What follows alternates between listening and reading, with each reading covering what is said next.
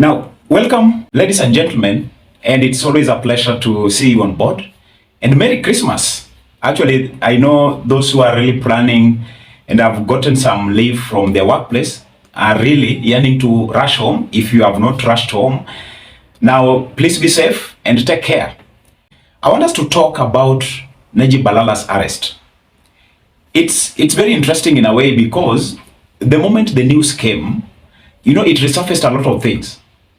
But in this analysis, because this is a matter that is before the courts and it's being investigated, and very many questions are being asked and answers are needed, I want to tell you some chronology of events here that led to Najib Balala's arrest, and actually what we can interpret out of this, because this is very important.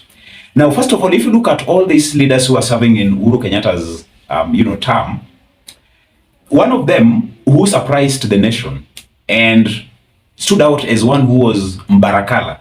And in this case, Mbarakala is one mwenye anajipendekeza so that their CV can be considered by the subsequent regime. That is none other than Najib Balala. In fact, after Chebukati had declared William Ruto the president, and he said William Ruto is the president-elect, it is Najib Balala who first congratulated William Ruto. It took everybody by a surprise. Because we were not thinking that, Balala was kind of really yearning for Ruto to give him some meat in his government. And so it was a surprise. And then you look at how he has been playing his cards during this time that Ruto is the president.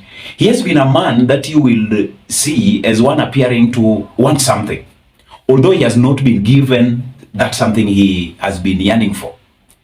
Very many people thought that the moment he congratulated Ruto for his win, definitely he would be considered in the tourism ministry, in the sector. He'd be the automatic, CS for that. But it backfired, And one of the interpretations that I've now gotten is that if they are arresting Najib Balala right now, there is a sequence that has been happening. And one of the things that you must always know in the game of politics, the moment you are serving a regime administration and the term has come to an end and we are having a new president coming in office with the probability of overturning everything and howling the system that was before him, you must be very careful. You can always sanitize yourself in two ways. First of all, send your CV to be considered in the next regime, and by sending your CV you have to take a stand. If you used to be against the incoming president, you must jump ships. You must declare your stand perfectly well. There is no room for being, cold or warm. You must just be cold or hot. Hakuna kukaa katikati. And that is the reason why you see most of them who want to be sanitized will always cross the ships and jump the ships and make their stand. That is what exactly Najib Balala tried to do, but it is appearing that William Ruto did not consider him. Another thing that actually came when we have the news that he was arrested, the story of Jacob Juma resurfaced. And when you know Jacob Juma very well, he has been taken as a man who is a wonder to many. Very many Kenyans are now wondering, what kind of a man was Jacob Juma? Because most of the things that he said are coming to their fruition. People are realizing them. Was he a prophet? Very many statements he made in the social media and what he spoke are now coming to be realized. And the leaders that he actually pinpointed in the setting of our governance and the system, they are coming to be haunted. Like this one of Najib Balala, he said, in fact, it was in 2015, he kind of gave a warning about Najib Balala's involvement in corrupt dealings. And he was telling Kenyans that Najib Balala is not better placed to be a CS in any docket because he is corrupt. In fact, Jacob Juma called him a petty thief, all right? Yet, when I was trying to dig deep, I realized that the amount which Jacob Juma was trying to connect him with was around 8 billion. So for Jacob Juma, that was a petty thief. But Jacob Juma said that it will come to hound him. It will kind of come to haunt him, follow him, okay? The ghost will resurface. So people have been wondering, what did Jacob Juma know about the government? He kind of was an insider, a deeper one, and was kind of, knowing everything, and he was leaking the secrets that we never thought would be coming on board. No wonder, or perhaps that is the reason why his, unfortunate death came through. But leave that aside. Now you bring in what Najib Balala has found himself into.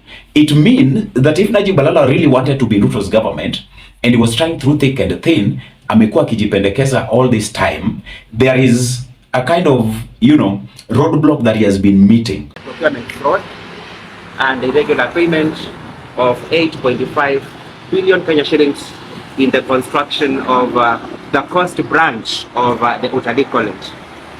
Therefore, after completion of the investigations, the commission forwarded the file to the DPP, who was concurred with the recommendations of the commission to charge former Ministry of Tourism officials, and therefore the commission yesterday arrested 3 out of the 16 suspects that are supposed to be charged in that particular case. So the 3 who were arrested are in the custody of the commission at the Integrity Center Police Station, and they will this morning be taken to court to face 10 counts of corruption and economic crimes. The arrested persons who are in the custody of the commission at the Integrity Center Police Station include the following: Mr. Najib Balala, former Cabinet Secretary, Ministry of Tourism; Ms. Leah Adaguio, former Principal Secretary, Ministry of Tourism; Mr. Joseph Odero, Managing Partner in a private firm called West Consort Engineers. Somebody has been trying to examine him, examining his moves, and when the president wants to bring him on board, maybe somebody is going to tell the president, don't bring that, because we want to pin him down in a given way. So if in any case he is corrupt, like what we are being told, this man, corruption, once a thief, always a thief, okay? If in any case he is a man who has been undermining, especially the tourism docket, perhaps he has been continuing. And so it has not been palatable. And when the EACC wants to be very much independent, they always go for the ones who are not in the government that we are having currently.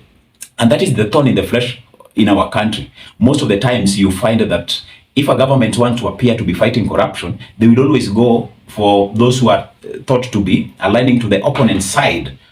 But this one for Najib Balala, you look at the sequence, you look at how he has been trying to get into Ruto's government.